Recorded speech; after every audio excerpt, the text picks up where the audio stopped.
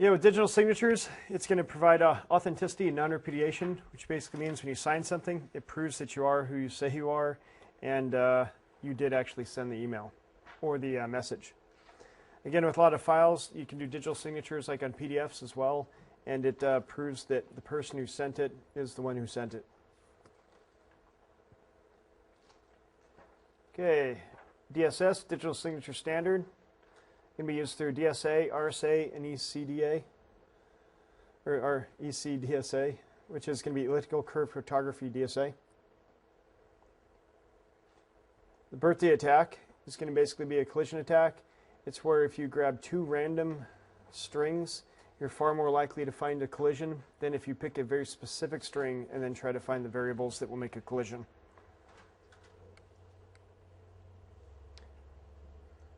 Okay, key management is the biggest security concern for both. If it's symmetric key, the whole encryption scheme is only as secure as the key storage. If one key gets stolen or compromised, the whole crypto system has now been compromised. If it's asymmetric cryptography, only the cryptography or crypto from one system to that specific target has been compromised. Okay, these are terms just memorize. Registration authority. This does not give certificates. This just proves that the person is who they say they are. Certificate authority generates the digital certificates and maintains the certificate.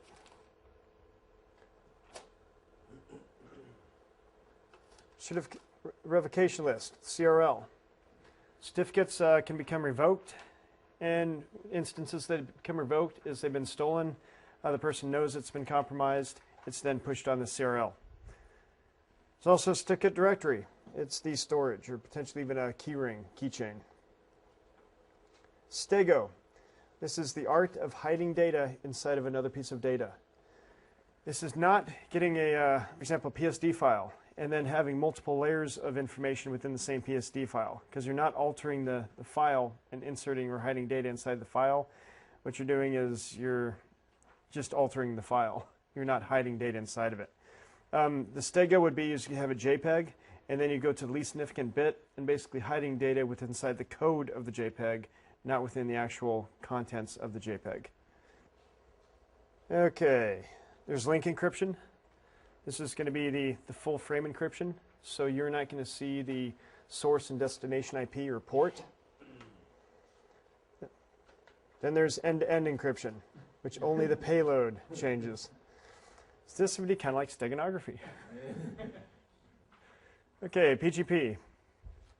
Pretty good privacy. Definitely something to know for the test. It's been a very pivotal tool within the cryptography realm. Philip Zimmerman is another pretty important person, or VIP within the encryption realm.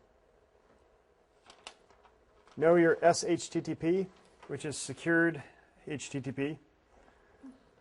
It's not used anymore, but basically makes use of like PKI, which makes it to where both sides have to have a certificate. HTTPS uses SSL. And SSL, what type of encryption does it use? Asymmetric or symmetric? Both. It does its key exchange through asymmetric and then goes symmetric.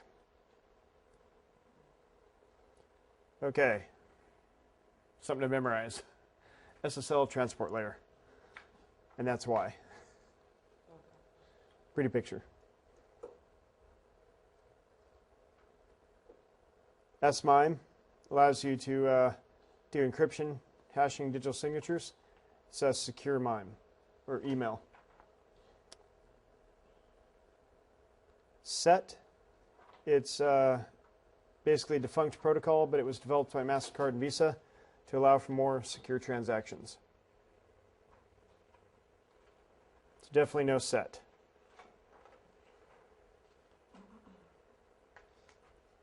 Okay, IPsec. No IPsec. The IKE protocol for key exchange, the ISACAMP, the Internet Security Association and Key Management Protocol, and the Oakley Protocol. The ESP and AH can work in transport mode and tunnel mode.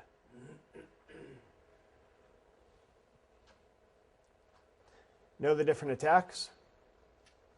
Cipher text only. You only have the crypt stream. Known plain text is you have the plain text and its associated crypt stream. Chosen plain text is you can choose whatever the plain text is going to be to generate the cipher text. And then chosen ciphertext is you get to choose what ciphertext it is, so when you brute force it, you now know what to decrypt. So when you have the chosen ciphertext attack, pretty much you have access to everything that they need. You're just trying to get the keys so you can reproduce it at a later time. Okay, is everybody comfortable with the man in the middle versus replay? Replay, basically you grab everything that goes over the wire, then you basically put it in your system and then replay it. Like I was mentioning with that Wi-Fi Zoo program, you can do replay of authentication sessions on Wi-Fi. So if somebody basically authenticates into a bank website, if you catch the cookie or the authentication portion, and the cookie basically says this user is authenticated with this IP, and if the conditions are right, you can load it into your browser and then log in as that authenticated session without having to know the username and password, because they're authenticated at that specific time. Man in the middle, basically you just try to intercept all traffic. Need to know coax, base 2 and base 5, STP and UDP, shielded twisted pair versus unshielded. Memorize that. Fiber. And know which one's going to be longer run. Is it going to be a unshielded twisted pair or a fiber line? Fiber. The attenuation on sound is going to be a lot less than the attenuation on light. Okay, attenuation, degradation of signal as it travels. Basically everything's a wave, so even fiber is going to have attenuation because it is a light wave versus a sound wave. And that's also why it's faster than sound. Okay, crosstalk, bouncing from one wire to the other wire. Everybody comfortable with analog versus digital? Analog is not your 1-0 off-on switch. It is going to be, for example, a wavelength. And out of that specific wavelength, the majority of it's going to be, let's say, above 5 volts. So if it's above 5 volts, the majority of it, then it's going to be seen as a 1, versus the majority of it being lower than 3 volts, it's going to be seen as a 0. That's how the majority of networks, like for example on copper, is going to be seen, is voltage commands. So for example, 3 is going to be 0, 5 is going to be higher. If you have a lot of electricity going through the line, that's why you can see it sometimes where there's 7. And then sometimes the network devices try to compensate for that. So if the spikes are like 7 or 9, either A, that can fry the device, or they can start to see that the 5s are no longer 5s, 5s are going to be 7s, and the 0s are going to be anywhere from 3 to 5. So you may train the hardware wrong. Baseband versus broadband. Baseband, your digital signaling, twisted pair coax, and broadband is going to be your higher bandwidth. Need to know what plenum is. For the plenum rating, basically non-plenum rated cables can give off specific chemicals when burned. Okay, multicast. This right here is basically just a specific IP range. If you're in that IP range, then you can have basically opt-in type communications. This is not a normal IP range to be in. It's basically going to be your, for example, class D. Broadcast. One system communicates to all systems on a specific subnet. For example, with your good old attack. So if you're going through a Smurf attack, you send an ICMP packet to the broadcast address. Let's say if you have 192.168.1.0 network. 0 is going to be the network address because that's the very bottom part of the network or bottom part of the subnet or IP address range. Then the broadcast is going to be the very top part of the IP address range. So the broadcast address is going to be 192.168.1.255 and the network is 192.168.1.0. So if you send an ICMP packet to the 255, it's basically going to hit the broadcast address and then try to hit everybody else. Okay, LAN, MAN, and WAN. Everybody comfortable with those? You're probably not going to come across terms such as campus area network or CAN, but SAN? yeah. For a storage area network, you might. What's that? For that's be under disaster recovery, business continuity. SANs for storage area network. Know the basic technologies. You're looking at FDDI, CDDI is going to be in your metropolitan area, and your longer range are going to be your frame relay, ATM, and X25. X25's not really used too much anymore. Definitely know the difference between internet, intranet, and extranet. Internet is the world's biggest network. Basically all the countries, all the computers connected into this network can talk back and forth together. The intranet is an internet-like network, so it's going to have your TCP/IP stack, things like that within there, and you might have a web server internally. An extranet is an intranet with remote users, so you have to protect yourself just like you would off the internet, such as firewalls, screen subnets, and so forth.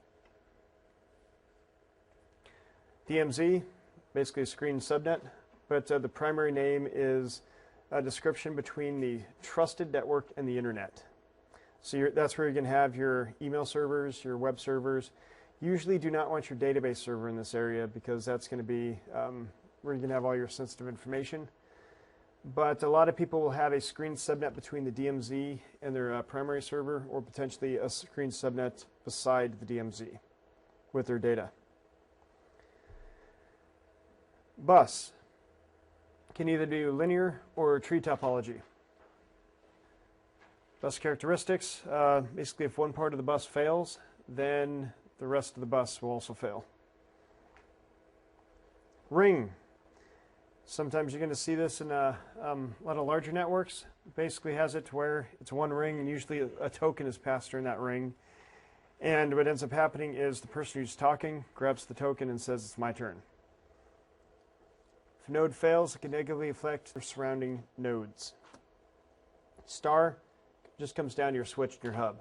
Your most common instance that's going to be your Cat5 cable or even a fiber line, but pretty much anything that you come into contact with some sort of switch or hub. Mesh, multiple connections to multiple nodes. A true mesh is every node connects to every other node. A partial mesh is the more common, to where you're going to have multiple nodes connecting to other multiple nodes, but it's basically going to interconnect where not all nodes connect to all other nodes. The internet is one really big partial mesh, because you're going to have specific, for example, cities having multiple routes to other cities. Memorize.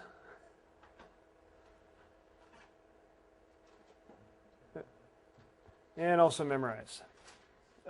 Collision detection, CSMA. Basically, this is going to be used in Ethernet. And CSMA-CA, which is collision avoidance, is going to be used in your wireless technologies, or 802.11. Again, memorize. 802.11b is going to be your 2.4 gigahertz at 11 meg. G is going to be your 2.4 gigahertz at 54. A is going to be 5 gigahertz at 54. And which one's going to be the shorter range? The 2.4 or the 5 gigahertz? Or actually the 5 gigahertz. The higher the number, basically the more up and downs in the frequency. Yeah, the shorter range. Yeah. The throughput on A should be the same as G. So they're both going to be 54. A and G, but the higher the signal, basically the more power you have to push into it because of the energy dissipation from point A to point B. So for example, like 900 megahertz phones, or if you're on that bandwidth, you'd actually get further signals at that same power output than the 2.4 gigahertz. Even though they don't have 900 gigahertz these wireless devices, but. Okay, access point. Usually you'll see AP for the wireless access point. If you do see anything that says wireless, it's probably going to be WLAN, which is wireless local area network. One thing just to point out to everybody else, when you go back to the previous slide, Okay. in the write-up that we have below it, when it mentions web, it gives the wrong name. Yeah, there will It be says a protocol. Oh, it's wrong, yeah. Right. And unfortunately, you'll probably come across that a lot. People fat finger WEP and put protocol when it should be privacy. Thanks for pointing that out. It's definitely very important. The WEP is not protocol.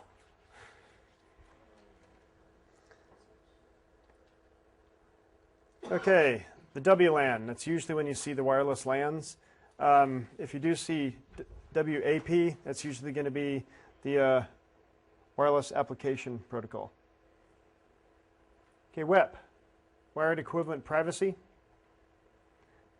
Again, that's going to be the weak one because the key is shorter, and several other flaws. The IV does not vary enough. WPA2, Wi-Fi protected access. It's the update for WEP. Then WAP, wireless application protocol. When you went over the WPA before, you'd mentioned something you want to, as long as the password is long enough. At least for now. The longer the better, because when it comes down to WPA, at least for now, it was, or WEP, you're cracking the algorithm and not the password. So it doesn't really matter how long the password is or what characters you put in there, you're cracking the algorithm. With WPA, at least at this point, you're cracking the password, even though the half of it's already been cracked so far. So what it comes down to is the strength of the password until the rest of the algorithm is broken. There are actually some rainbow tables out there specifically for WPA. So if you have one of the top 1,000 SSIDs, that's the challenge about WPA, is that they grab your SSID and they hash it against your password. So it's going to be unique specifically to that SSID. So again, if you use the default and then put a basic password on there, chances are it's going to be brute forced really quickly. But if you have your own proprietary uncommon SSID or name, which could be your company name or some other numeric number or whatnot, and then a strong password, chances are that's not going to be in the rainbow tables that are floating out on the internet, and chances are people are not going to be brute forcing it. Because within the Church Wi-Fi, they have a rainbow table set specifically for WPA keys, which gets the top 1,000 SSIDs, and then basically a dictionary of 173,000 or some odd number of potential passwords, and then basically makes a database for each individual SSID. Kane also gives you the capability of creating a rainbow table for a specific target SSID. But again, that's going to take a while to generate. But yeah, to protect for WPA, change the SSID to something that's uncommon or not seen very often, and then have a very strong password. And then with that being said, if the individuals that have been coding for like aircrack and stuff keep on their white paper and keep up the research, there's a good possibility that might not even be safe enough either. You may have to go down to like your radius and then start other sorts of authentication, or specifically go and do nothing but VPN. So WAP, Wireless Application Protocol. So it's not a wireless access point. So if you do see the term WAP in the CISSP, read the question carefully, because more than likely it's going to be the actual protocol itself. They're usually going to use AP or access point for the wireless device. But if they're talking about hardware, then WAP could be used.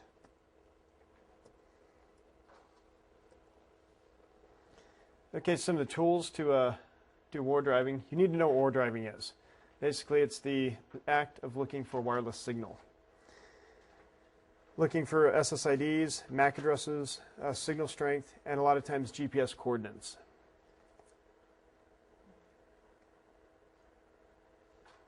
Okay, memorize.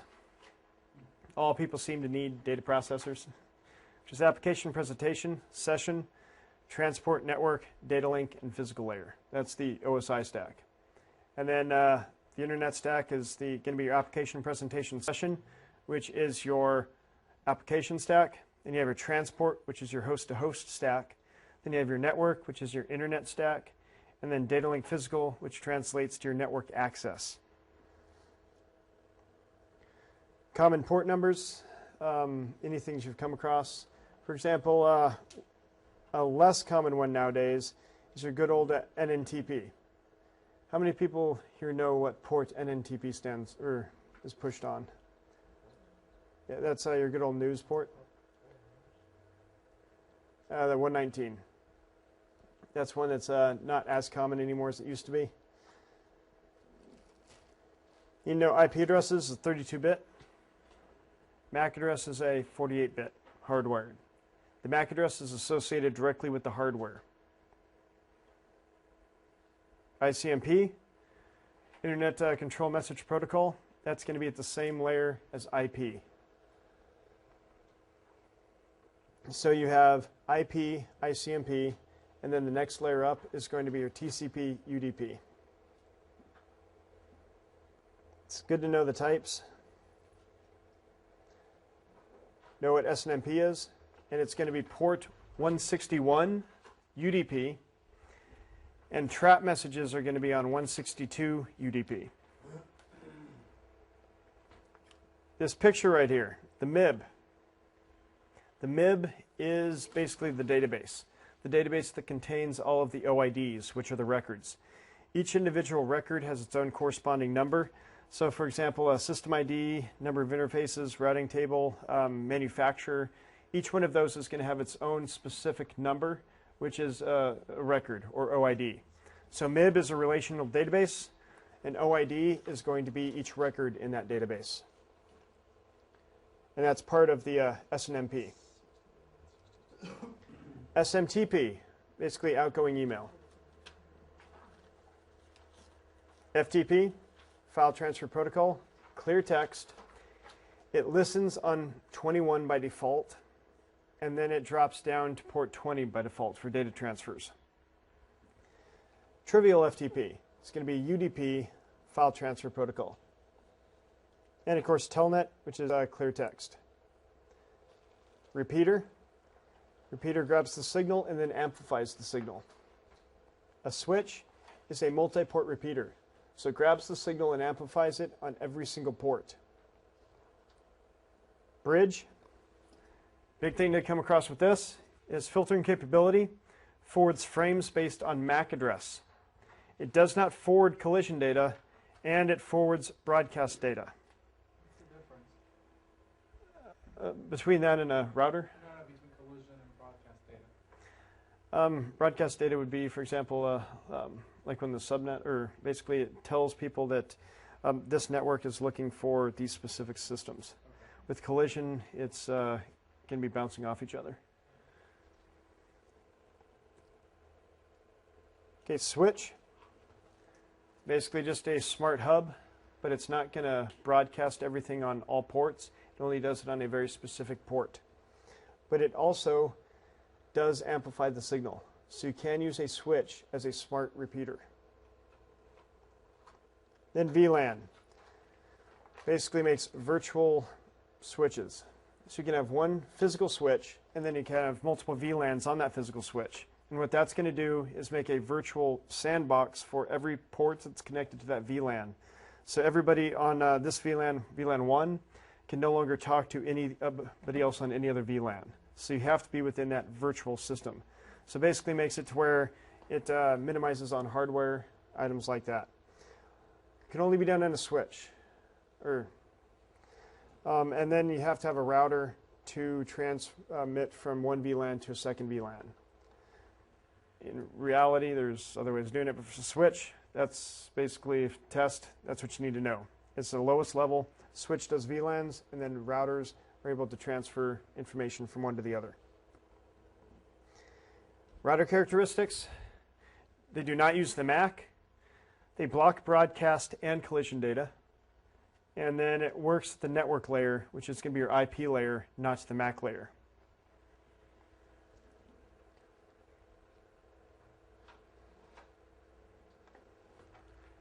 Okay, Bastion host is a hardened system.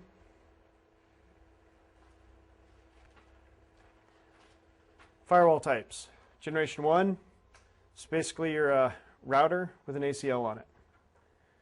Then there's proxy, which is a more advanced firewall. Your stateful, which basically is that same type of scenario, has the ACL, but has a database on it to say who it was connecting to at what time, and if that's going to be allowed into the network.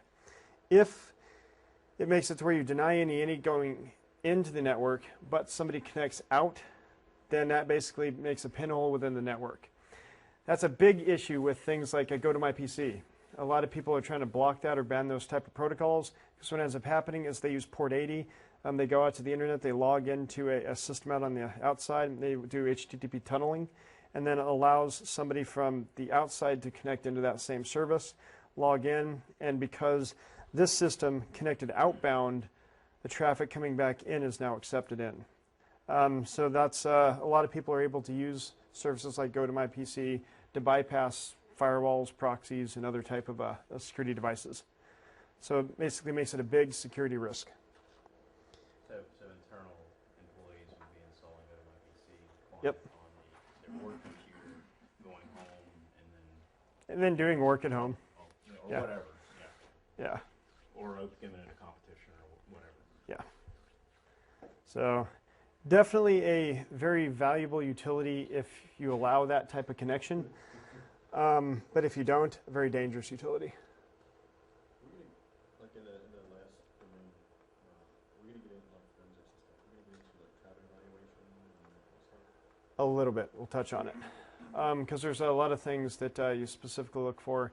And I definitely may, especially in breaks, as far as like looking at ethereal and looking at specific traffic content, such as looking for protocols like HTTP or even MSNIM, because you can filter on those and do some pretty good, interesting things. And then, for example, like with Wireshark, you're able to do frame contains and basically search the entire frame as opposed to just parts of the frame for specific keywords, which makes it relatively nice. And I know there's tools out there that not only then evaluate it, but then block it and stuff. So, yeah, we'll cover that. The majority of the stuff for the test is to know your incident response if things happen. Of course, the laws, ethics, and items like that. But a little bit about disk forensics, mainly from a higher standpoint. But I'd definitely like to get more detailed in there.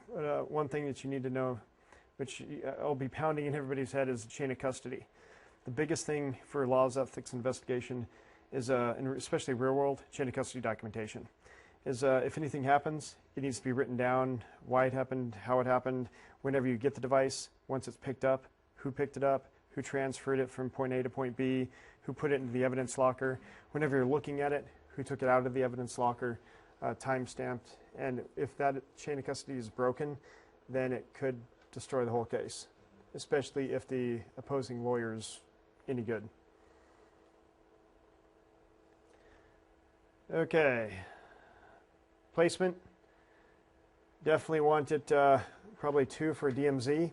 So you're going to have your router. Some people will use router as a Generation 1 firewall and just block specific content into the area. Some people will put the router firewall and then their web servers and then another router firewall combo into their internal network. Need to know that basically a DMZ is a screened host.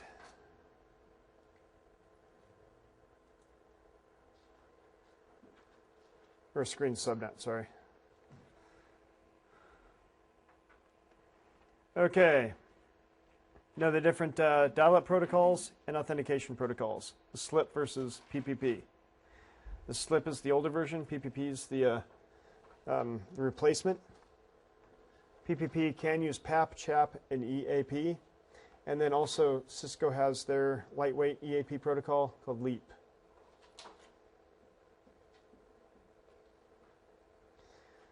Know the difference between the PPTP and L2TP and IPsec.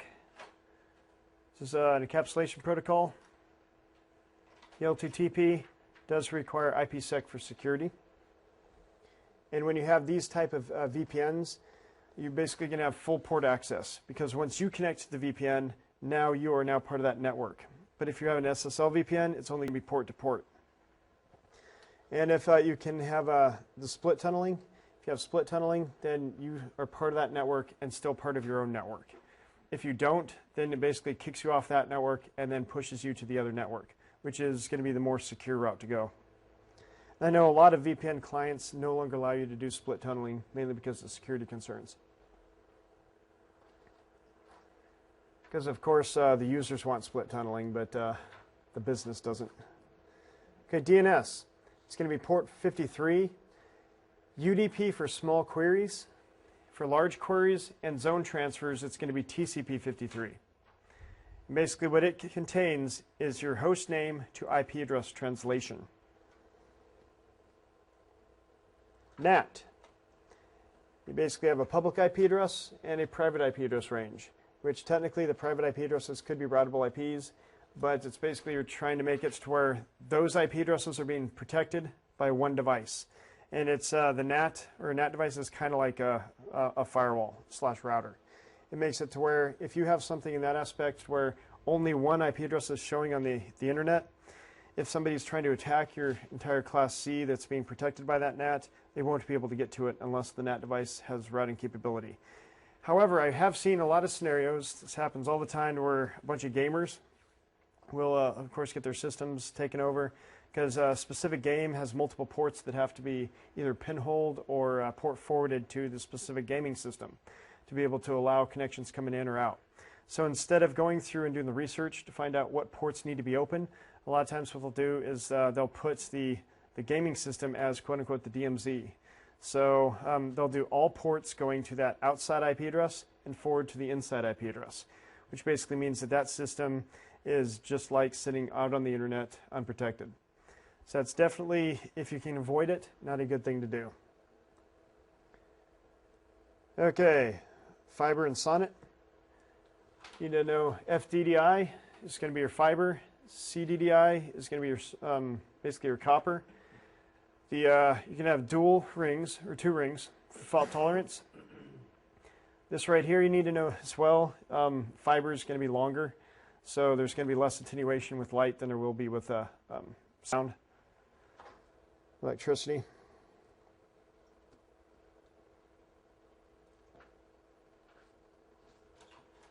Wide area networks, there's going to be the dedicated lines all the way through VoIP. But mainly they want you to know, for example, like X25 and ATM. The numbers, again, memorize. T1 is the 1.544, and T3 is 44.736. POTS, plain old telephone system, and PSTN, which is going to be your public switch telephone network. ISDN have multiple channels. You have the average ISDN lines would usually come with the 2 channels that are 64 and then the D channel. DSL usually works on your basic analog lines. And it basically works at a higher frequency, so you're not going to be able to hear the squealing of the modem or whatnot, but then it gets split off at the not really the POP, but at the DMARC. Does anybody know what a DMARC is? Basically, DMARC is the presence to where the ISP dumps in the phone line into your organization, your home or building or whatnot, and then from that point on is now your responsibility. And usually what they end up doing is they wire it up to there and say, okay, yes, we've tested the DSL or the phone line. We get dial tone on the tip and ring, and we're getting the signal for the DSL coming through clean. So now from that DMARC, you now have DSL. It's now your responsibility to either wire the DSL line there or filter it directly from the, let's say, the punch down block or wherever else is in the organization. A lot of people will do the filtering right there and then run a very specific line to an area to where the DSL is going to be, because that's going to minimize the filters that you're going to have to play with, as opposed to having to put a filter in every single jack within the house. They'll go to the punch down block and then put one filter on the punch down block and then wire it to the different areas that are going to be then rewired to the house. Okay, packet switching, X25 and frame relay. You need to know that the X25 had a bunch of error protection in it, made it very bulky and slow, plus it was slow to begin with. Frame relay, they took a lot of that out, so it's a lot faster. The PVC and SVC for switched virtual circuit and CIR are important terms to know for frame relay. ATM uses a 53-byte fixed cell instead of varied lengths. Of course, there's multiplexing. VoIP, which is going to be your basically your voice over IP. And no PBX, which is going to be private branch exchange. This is going to be used primarily for your good old PSTNs, but you will also hear the terms, for example, like the asterisk PBX. It's a VoIP PBX. So it allows people to do the voice over IP, connect to a system, and then hook that system up to a PSTN line.